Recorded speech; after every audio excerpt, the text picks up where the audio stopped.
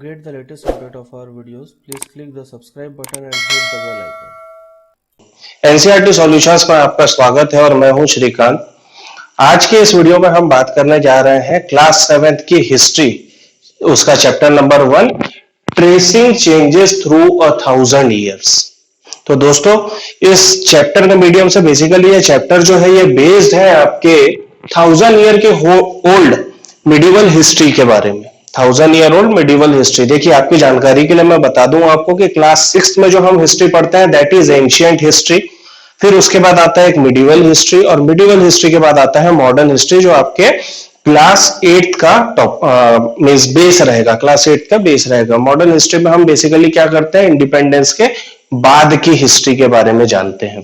ठीक है, तो इस चैप्टर में हम क्या देखने वाले हैं? चैप्टर में हम जो सीखने वाले हैं, जो हमारा लर्निंग ये रहेगा, जो इस चैप्टर से सीखेंगे वो हम ये सीखेंगे कि पुरानी जो 1000 साल पुरानी मिडिवल हिस्ट्री जो है ना, वो क्या थी और क्या क्या चेंज उस एरा में, यानी उस ड्यूरेशन में क्या क्या चेंज है। तो चलिए दोस्तों, शुरू करते हैं।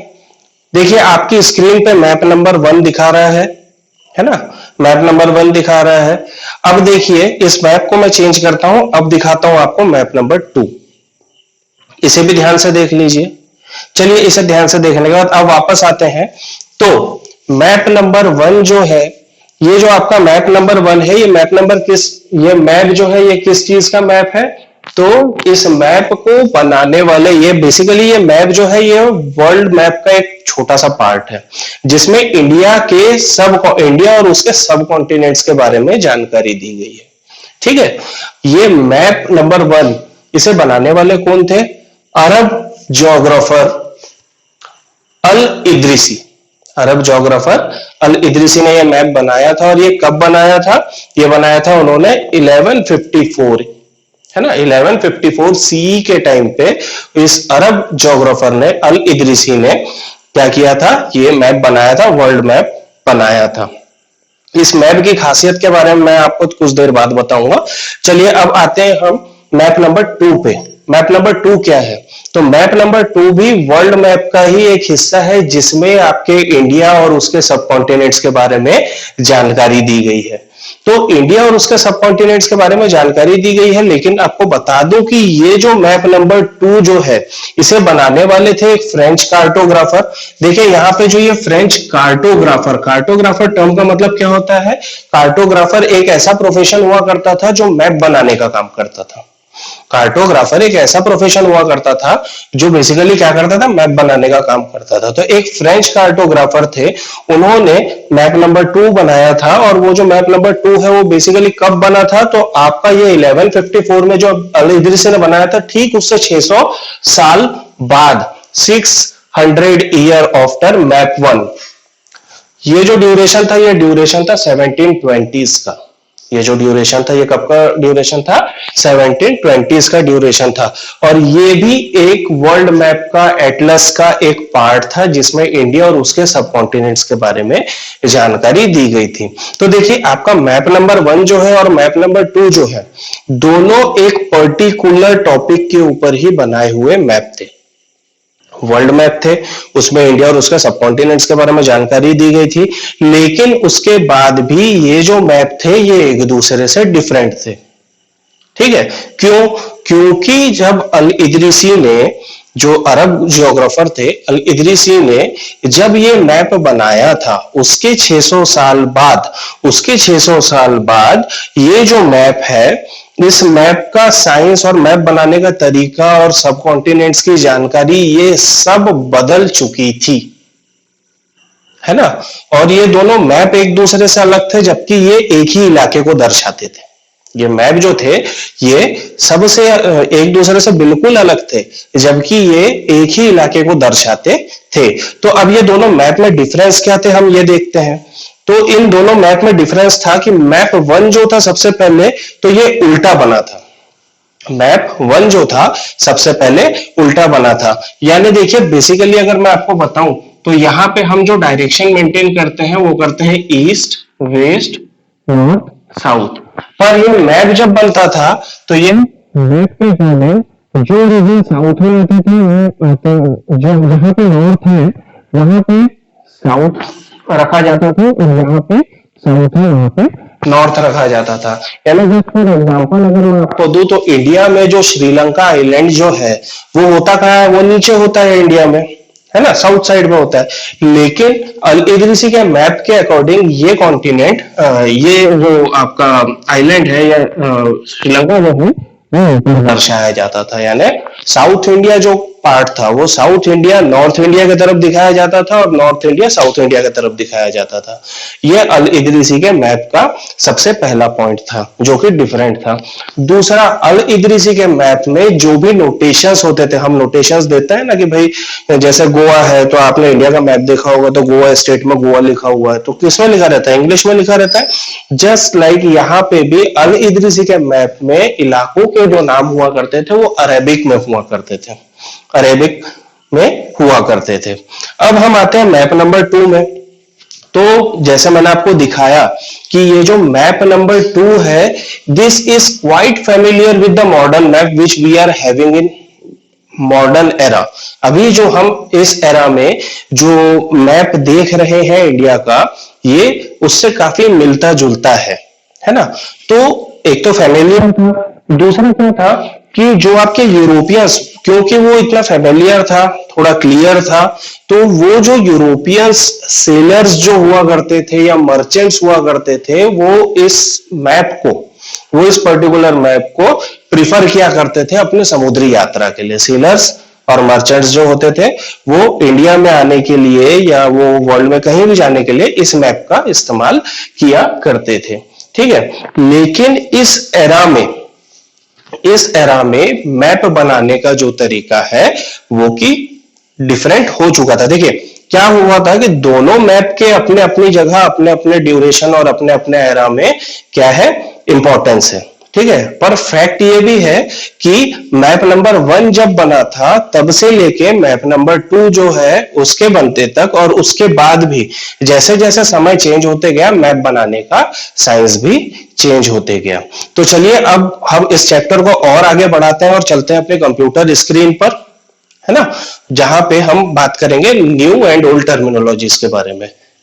तो न्यू और ओल्ड टर्मिनोलॉजीज में क्या कहना चाह रहा है, देखिए यहाँ पे टर्मिनोलॉजीज का मतलब होता है कि क्या वर्ड्स, क्या लैंग्वेज, किस तरीके की लैंग्वेज, किस तरीके के वर्ड्स वहाँ पे यूज़ होते थे, ठीक है। तो यहाँ पे ये कहना चाह रहा है कि अगर कॉन्टेक्स्ट में, अगर उनकी जो भी उनका एक किताब या एक डॉक्यूमेंटेशन होता था उसमें जो भी समय के साथ साथ अगर उसमें इंफॉर्मेशन चेंज होती है तो लैंग्वेजेस के बारे में क्या होता था, यानी लैंग्वेज या उनके मीनिंग्स क्या चेंज होते थे या नहीं होते थे। तो हिस्टोरिकल रिकॉर्ड्स में बहुत वैरायटी ऑफ लैंग्वेज में लिखे जाते थे। बेसिकली क्या कहना चाह रहे हैं यहाँ पे कि हिस्टोरिकल रिकॉर्ड्स जो होते थे, है ना, जो एग्जिस्ट करते थे वो वैरायटी ऑफ लैंग्वेजेस में अवेलेबल होते थे and have change considerably over the year. और उसमें मीन्स कंसिडरेबली अगर देखा जाए तो वो क्या होता था कि वहाँ पे कंसिडरेबली बहुत सारे चेंजेस देखने के लिए मिलते थे, साल दर साल चेंजेस देखने के लिए मिलते थे। एग्जांपल के तौर पे जैसे मिडिवल जो पर्शियन होते थे, मिडिवल पर्शियन यानी जो पारसी भाषा होती थी, उस समय की जो पारसी भाषा होती थी वो आज की पर्शियन लैंग्वेज से काफ़ी ज़्यादा अलग है। उस समय की जो पर्शियन लैंग्वेज हुआ करती थी वो आज की पर्शियन लैंग्वेज से काफ़ी ज़्यादा अलग है। और डिफरेंस खाली ये दोनों, देखिए दोनों पर्शियन के ग्रामर में और वोकेबलरी में ही डिफरेंस नहीं था। क्या होता था कि उस समय जो वर्ड्स यूज़ किए जाते थे आज वो वर्ड्स के मीनिंग के कुछ और होते हैं। दूसरा एग्जांपल हम लेते हैं कि जैसे देखिए हमारे इंडिया को क्या कहते हैं, हिंदुस्तान कहा जाता था। तो पहले क्या होता था कि पहले उसे हिंदुस्तान कहा जाता था, जिसे आज हम इंडिया के नाम से जानते हैं। क्यों इंडिया का मतलब क्या होता है, नेशन स्टेट, यानी कि ये एक देश है, एक राष्ट्र है ना। लेकिन पहले हिंदुस्तान नाम से इसे जाना जाता था, और हिंदुस्तान नाम से यानी 13वीं सेंचुरी में मिनाज ए सिराज एक क्रोनिकलर थे जिन्होंने पर्शियन में है ना, जिन्होंने पर्शियन में, एक क्रोनिकलर थे, उन्होंने पर्शियन में लिखा हुआ था कि हिंदुस्तान जो वर्ड दिया था उससे उनका मीनिंग क्या था, कि हिंदुस्तान वर्ड से उनका मतलब था कि पंजाब, हरियाणा, गंगा यमुना के बीच के जो ज़मीन हुआ करती थी, यानी जो एक पर्टिकुलर एरिया था पंजाब का, हरियाणा का या गंगा यमुना के आसपास का जो एरिया था, है ना, उसके लिए उन्होंने हिंदुस्तान वर्ड यूज़ किया था। ठीक है। He use the term in the political sense for the land that were a part of the dominions of Delhi sultan. तो जो दिल्ली के सुल्तान हुआ करते थे उस ज़माने में, जो दिल्ली के सुल्तान हुआ करते थे, उनके लिए, उनकी सल्तनत को शो करने के लिए उन्होंने क्या किया था कि पंजाब, हरियाणा और गंगा यमुना के पास के जितने भी पॉलिटिकल सेंस में जो ज़मीन हुआ करती थी उस ज़मीन के लिए उन्होंने वर्ड यूज़ किया था हिंदुस्तान। ठीक है। अब the area included in this term shifted with the extent of सल्तनत, और ये जो टर्म था हिंदुस्तान, ये हिंदुस्तान वर्ड जो है वो धीरे धीरे मीन्स जो एरिया इसमें इंक्लूड करते गए थे, तो जैसे जैसे ये दिल्ली के सुल्तान अपनी सल्तनत बढ़ाते जाते थे, अपने बाउंड्रीज, अपनी जो राज्य को बढ़ाते जाते थे, तो क्या होता था कि वो हिंदुस्तान के अंडर में उतने स्टेट्स या उतने एरियाज आते जाते थे। पर उन्होंने कभी भी ये टर्म साउथ इंडिया के लिए इस्तेमाल नहीं किया। उन्होंने कभी भी ये टर्म क्या किया, साउथ इंडिया के लिए इस्तेमाल नहीं किया। ठीक है। एक और एग्जांपल अगर हम देखें तो बाबर ने, देखो, यही हिंदुस्तान वर्ड को किस लिए, क्या एक्सप्लेन करने के लिए इस्तेमाल किया। तो 16th सेंचुरी के वक्त जब बाबर हुआ करते थे तो बाबर ने हिंदुस्तान को उसकी ज्योग्राफी, हिंदुस्तान वर्ड जो है अपने पर्टिकुलर ज्योग्राफी को एक्सप्लेन करने के लिए, वहाँ के फौना, फौना का मतलब होता है जानवर, है ना, फ्लोरा और फौना होता है ना, तो उसमें जो फौना होता है वो क्या होता है, जानवर होता है। तो बाबर ने हिंदुस्तान टर्म जो है वो उसकी ज्योग्राफी और उसके फौना, उसमें वहाँ का क्या कल्चर है, वहाँ क्या कैसे इनहेबिटेंट्स रहते हैं, यानी कैसे लोग रहते हैं उस सब कॉन्टिनेंट में, उसे एक्सप्लेन करने के लिए उन्होंने हिंदुस्तान वर्ड यूज़ किया। ठीक है। As we see later in this chapter, this was somewhat similar to the 14th century poet Amir Khusro use the word Hind, while the idea of geographical and cultural entity like India did exist, the term Hindustan did not carry the political and national meaning which we associate with it today। तो देखिए क्या होता था कि अब जैसे हम आगे पढ़ेंगे तो आगे देखो, आगे इस चैप्टर में जो आमिर खुसरो करके जो 14th सेंचुरी के टाइम पे एक पोएट हुए करते थे, बहुत फेमस पोएट थे आमिर खुसरो। तो आमिर खुसरो ने क्या किया था कि हिंद वर्ड यूज़ किया था। किस लिए हिंद वर्ड यूज़ किया था उन्होंने, कि यही सब फैक्टर्स को बताने के लिए, हिंदुस्तान के यही सब फैक्टर्स को बताने के लिए, एक जोग्राफिकल और कल्चरल, इंडिया के एक जोग्राफिकल और कल्चरल एंटिटी को बताने के लिए हिंदुस्तान वर्ड यूज़ किया था। लेकिन ये जो आइडिया है जोग्राफिकल और कल्चरल एंटिटी जो कि इंडिया वर्ड अपने अंदर कैरी करता है, वही चीज़ हिंदुस्तान वर्ड जो है वो पॉलिटिकल और नेशनल मीनिंग नहीं रख पाता था, है ना। इसीलिए दोनों में बहुत डिफरेंस, यानी उस समय बहुत डिफरेंस कैरी होता था इंडिया और हिंदुस्तान के बीच में। ठीक है। जो आज हम इंडिया के नाम से जिस देश को जानते हैं, जब उसे हिंदुस्तान बोला जाता था तो इतने देखिए डिफरेंट तरीके से हिंदुस्तान टर्म यूज़ किया जाता था एक्सप्लेन करने के लिए। ठीक है। तो ये जो हिस्टोरियंस रहते हैं इनको बहुत केयरफुल होना रहता है, जब कभी भी ये कहीं के पास्ट की, कहीं की हिस्ट्री को जब सेट कर रहे होते हैं तो उन्हें बहुत केयरफुल होना पड़ता है इन टर्म्स के लिए जो उस समय इस्तेमाल होते थे और जो आज इस्तेमाल होते हैं। क्यों? क्योंकि इससे पूरा मीनिंग चेंज हो जाता है। अगर उस समय कोई पर्टिकुलर वर्ड यूज़ होता था किसी पर्टिकुलर मीनिंग के लिए और आज वही पर्टिकुलर वर्ड किसी और मीनिंग के लिए यूज़ हो रहा है तो मीनिंग चेंज हो गया ना दोनों का। तो इस तरीके से तो एक और एग्जांपल हम लेते हैं। तो देखिए बहुत सिंपल सा एग्जांपल है कि एक फॉरेनर वर्ड हम आज की तारीख में किस लिए इस्तेमाल करते हैं, ऐसे पर्सन के लिए इस्तेमाल करते हैं जो कि इंडियन नहीं है, उसे हम फॉरेनर कहते हैं। ठीक है। तो वैसे ही मिडिवल पीरियड में क्या होता था, फॉरेनर का मतलब होता था स्ट्रेंजर। ठीक है। तो अगर जो लोग गांव में रहते थे उनके लिए फॉरेनर कौन होते थे, जो उनके गांव से बिलोंग नहीं करते, वो उनके लिए फॉरेनर होते थे। हिंदी टर्म में अगर देखा जाए तो लोग उन्हें क्या कहते थे, परदेसी कहते थे, यानी वो जो हमारे देश का नहीं है उन्हें परदेसी कहते थे। और वहीं पर्शियन भाषा में उन्हें क्या कहा जाता था, अजनबी कहा जाता था। तो देखिए जो सिटी ड्वेलर्स हुआ करते थे, सिटी ड्वेलर्स का मतलब क्या होता है, जो सिटी में रहते थे, उनके लिए गाँव वाले परदेसी थे यानी कि फॉरेनर्स थे, और जो फॉरेस्ट में हुआ करते थे उनके लिए सिटी वाले फॉरेनर्स थे। ठीक है। But two peasants living in the same village they are not foreigners, और सेम विलेज में रहने वाले दो किसान जो हैं वो एक दूसरे के लिए कभी भी फॉरेनर्स नहीं होंगे, ठीक है, वो एक दूसरे के लिए कभी भी फॉरेनर्स नहीं हुआ करते थे। Even though they have different religion और कास्ट बैकग्राउंड, भले ही उनका रिलीजन और कास्ट जो है, उनका बैकग्राउंड जो है वो डिफरेंट हो, लेकिन अगर वो एक विलेज में रहते हैं तो वो एक दूसरे के लिए नोन पर्सन है, ना कि वो एक दूसरे के लिए फॉरेनर है, ठीक है। फिर अब हम आगे बढ़ते हैं, हिस्टोरियंस एंड देयर सोर्सेस। अब हिस्टोरियंस एंड देयर सोर्सेस, तो हम यहाँ पे क्या पढ़ने वाले हैं कि जो हिस्टोरियंस है वो किस तरीके के सोर्स इस्तेमाल करते थे किसी भी हिस्ट्री की इन्वेस्टिगेशन के लिए। तो यहाँ पे क्या कह रहे हैं कि हिस्टोरियंस जो हैं वो बहुत डिफरेंट टाइप के सोर्सेस का इस्तेमाल करते थे कहीं की भी हिस्ट्री या कहीं के पास्ट को जानने के लिए। डिपेंड करता था कि वो किस तरीके की स्टडी कर रहे हैं और उनका इन्वेस्टिगेशन किस तरीके का है। जैसे हम लास्ट ईयर का एग्जांपल ले तो क्लास 6 में आप लोगों ने पढ़ा था गुप्ता डायनेस्टी के बारे में और हर्षवर्धना डायनेस्टी के बारे में। इस बुक में हम क्या पढ़ने वाले हैं, उसी के बाद के 1000 साल पुराने 1000 साल बाद के हिस्ट्री के बारे में, जो कि रफली 700 से 1750 ईयर का होगा, ठीक है।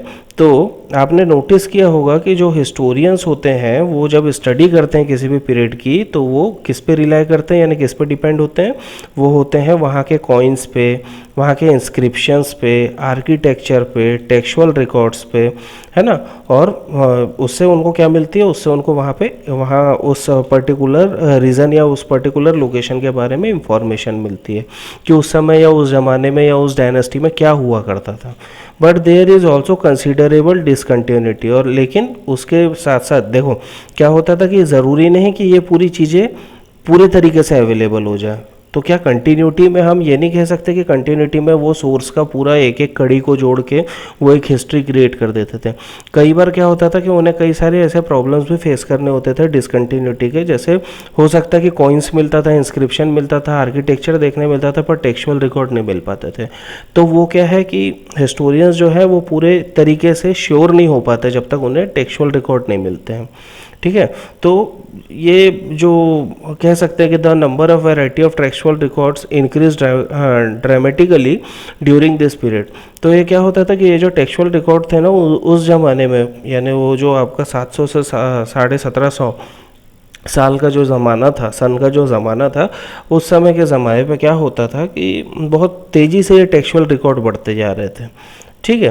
और बस इस बारे में यहाँ पे बता रहा है कि क्या होता था कि बहुत तेज़ी से बढ़ते जा रहे थे और स्लोली, और उनकी क्वांटिटी ज़्यादा होने के कारण कई बार क्या होता था कि कई सारे टेक्सचुअल रिकॉर्ड इधर उधर, है ना, मिसप्लेस भी हो जाया करते थे, ठीक है।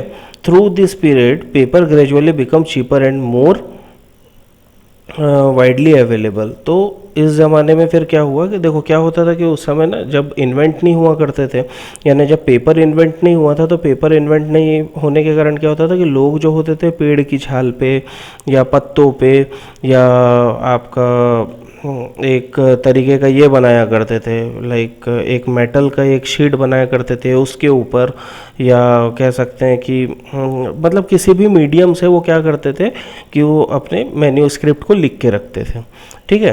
पर अब पेपर आ जाने के कारण क्या होता था कि वो वाइडली अवेलेबल हो जाते थे, है ना, बहुत इजीली अवेलेबल हो जाते थे। तो लोग क्या करते थे कि अपने होली टेक्स्ट हो गए, क्रोनिकल्स हो गए रूलर्स के, या लेटर हो गए, टीचिंग ऑफ सेंट्स हो गई, पिटीशन हो गया, जुडिशियल रिकॉर्ड्स हो गए, और बहुत सारे ऐसी चीज़ें। देखिए होली टेक्स्ट का मतलब क्या होता है, होली टेक्स्ट का मतलब होता है जैसे कि हमारा होता है ना, हमारा भागवत गीता है या हमारा रामायण है ना, और हम कह सकते हैं जैसे बाइबल होता है, क्रिश्चियंस का बाइबल होता है, और आपका क्या कुरान होता है, मुस्लिम्स का मोमेडियंस का कुरान होता है। वैसे क्रोनिकल्स ऑफ रूलर्स, क्रोनिकल्स का मीनिंग क्या होता है, क्रोनिकल्स का मीनिंग होता है काल अवधि के बारे में बताना, है ना, उस समय के बारे में बताना। तो क्रोनिकल्स ऑफ रूलर्स हुआ करते थे। क्रोनिकल्स ऑफ मीन्स लोग राजाओं की के समय की गाथाएं बताते थे, या लेटर्स लिखते थे, है ना, या संतवाणियाँ, संत लोग संतवाणियाँ लिखते थे, पिटीशंस लिखे जाते थे। तो ऐसे बहुत सारे टैक्स के बारे में जानकारी, अकाउंट्स की जानकारी, ये सब चीज़ें पेपर में लिखी जाती थी। अब ये जो मेन्यू स्क्रिप्ट, यानी ये जो हाथ से लिखे हुए, मेन्यू स्क्रिप्ट का मीनिंग क्या होता है, हाथ से लिखा हुआ डॉक्यूमेंट, ठीक है। तो ये जो मेन्यू स्क्रिप्ट जो है, ये कौन कलेक्ट करते थे, ये कलेक्ट करते थे वेल्दी पीपल्स, रूलर्स यानी राजा जो भी रूल कर रहा है ना, मोनेस्ट्रीज हो गया, और टेम्पल्स हो गए। तो यहाँ पे इसे कलेक्ट किया जाता था, पर इसे रखा कहाँ जाता था, लाइब्रेरी या आर्चिव्स में। आर्चिव्स एग्जैक्टली क्या होता है, ये एक ऐसे प्लेस होता है जहाँ पर डॉक्यूमेंट और मैन्यूस्क्रिप्ट को रखा जाता है।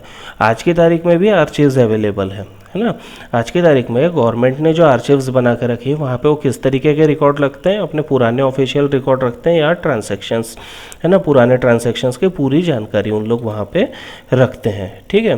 पहले क्या हुआ करता था कि प्रिंटिंग प्रेस नहीं हुआ करती थी, तो एक प्रोफेशन हुआ करता था स्क्राइब्स का। वो क्या करते थे, वो मैन्यूस्क्रिप्ट को हैंड से लिखते थे, यानी बाय हैंड अपने हाथों से लिखते थे पूरी की पूरी मैन्यूस्क्रिप्ट, ठीक है। तो क्या होता था कि उनके लिए, उनको कोई लेना देना नहीं होता था, to be very very clear, उनको कोई लेना देना नहीं होता था कि उसमें क्या लिखा हुआ है। वो क्या करते हैं, देखिए एक एग्जांपल देता हूँ कि क्या होता है, कई बार बच्चे क्या करते हैं, होमवर्क नहीं करते हैं। तो होमवर्क नहीं करने के कारण क्या करते हैं कि वो अपने फ्रेंड का होमवर्क उठा के उसे कॉपी कर लेते हैं।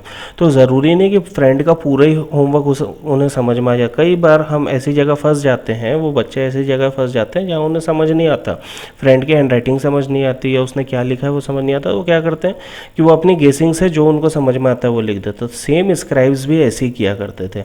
स्क्राइब्स क्या करते थे कि जो भी मैन्यूस्क्रिप्ट लिखी गई है और उस मैन्यूस्क्रिप्ट को जब वो मीन्स वो स्क्राइब्स कॉपी कर रहे होते थे, तो अगर उन्हें समझ में आ जाता था तो दैट इज़ वेरी गुड, पर अगर नहीं समझ में आता था तो वो क्या करते थे कि उसे अपनी गेसिंग के हिसाब से लिख देते थे कि शायद ये लिखा होगा। तो इस कारण क्या होता था कि कई बार जो मेन इंफॉर्मेशन है ना, वो मेन इंफॉर्मेशन चेंज हो जाती थी। वो जो मेन इंफॉर्मेशन क्या होती थी, चेंज हो जाती थी। और छोटे मोटे चेंजेस जैसे वर्ड के या सेंटेंस के, ये सब चेंजेस क्या होते थे, देखने मिल जाते थे वहाँ पे, ठीक है। तो ये जो स्मॉल डिफरेंस था, ये आगे चल के ये पूरी के पूरे इतिहास को भी बदल सकता था। ये जो क्या होता था कि ये जो छोटे छोटे से जो ये डिफरेंसेस थे मैन्यूस्क्रिप्ट में जो देखने मिलते थे, ये आगे चल के क्या होता था कि कई साल बाद अगर देखा जाए तो ये मैन्यूस्क्रिप्ट के इतिहास को, यानी वो जो इतिहास लिखा गया है उस इतिहास को ही बदल देते थे। देखिए आपकी स्क्रीन में ये जो दिख रहा है आपको, तो ये different kind of hand writings है, ये अलग अलग टाइप की हैंड राइटिंग है, ठीक है। Make the reading of Persian and Arabic difficult. और पर्शियन और अरेबिक को बहुत डिफ़िकल्ट कर देती है ऐसी हैंड राइटिंग, ठीक है। तो इसे पढ़ लीजिएगा। ये क्या है, तो द नेस्टेलिक स्टाइल, यानी कि लेफ़्ट साइड से लिखने वाली स्टाइल जो है, is cursive and easy to read, वो इजीली रीड की जा सकती थी। और ये जो शिकास्ते है, तो ये शिकास्ते क्या करती थी, यानी ये राइट साइड से लिखा जाता था, राइट साइड से लेफ़्ट की तरफ आया जाता था। Is denser and more difficult, और ये थोड़ी ज़्यादा डिफ़िकल्ट हुआ करती थी, ठीक है। तो यहाँ पे इस तरीके से बताया गया है। अब यहाँ पे क्या कह रहा है आगे कि जो क्रोनिकलर्स थे वो अपने क्रोनिकल्स जो है, क्या होता है, on occasion author revise their chronicles at different times. तो क्या होता है, समय के साथ साथ क्रोनिकलर्स जो है अपने लिखे हुए क्रोनिकल्स को चेंज भी करते हैं, ठीक है, समय के साथ साथ। तो 14th सेंचुरी में जो क्रोनिकलर थे ज़ियाउद्दीन बरानी, उन्होंने क्या किया कि उन्होंने क्रोनिकल लिखा 1356 में, ठीक है। 1356 में अपना क्रोनिकल लिखा, और फिर उसी का एक रिवाइज्ड वर्जन उन्होंने 2 साल बाद लिखा, ठीक है। उन्होंने क्या किया, उसी का एक रिवाइज्ड वर्जन 2 साल बाद लिखा। अब 2 साल बाद लिखा यानी कब लिखा होगा उन्होंने, 1358 में लिखा होगा, ठीक है। तो उन्होंने 2 साल बाद लिखा। The two differ from each other but the historian did not know about the existence of the first version until 1960। और दोनों के दोनों क्रोनिकल्स जो है वो एक दूसरे से डिफरेंट हुआ करते थे, एक दूसरे से क्या हुआ करते थे, डिफरेंट हुआ करते थे। तो डिफरेंट होने के बावजूद जो हिस्टोरियंस है उनको 1960 तक तो ये पता ही नहीं था कि जो पर्टिकुलर ये जो ज़ियाउद्दीन बरानी का जो लिखा हुआ फर्स्ट क्रोनिकल है वो भी एग्जिस्ट करता है। उन्हें ऐसा लगता था कि सेकंड वाला ही अवेलेबल है, और ये एक लाइब्रेरी में, और वो जो फर्स्ट क्रोनिकल है वो एक लाइब्रेरी में कहीं छुपा हुआ या कहीं दबा हुआ रखा था। तो फ्रेंड्स, वीडियो थोड़ा सा बड़ा हो गया है, तो मैं अपने नेक्स्ट वीडियो में new social and political group के बारे में डिस्कस करूँगा। तब तक बने रहिए। आपको अगर ये वीडियो पसंद आया होगा, उम्मीद करता हूँ आपको ये वीडियो पसंद आया होगा, तो प्लीज़ इसे सब्सक्राइब करें, लाइक करें, कमेंट करें, शेयर करें और ज़्यादा से ज़्यादा बच्चों तक पहुँचाएं, ताकि उन्हें इस पेंडेमिक के टाइम पे और इस पेंडेमिक के टाइम पे उन्हें इसका फ़ायदा मिल सके, है ना। Thank you very much.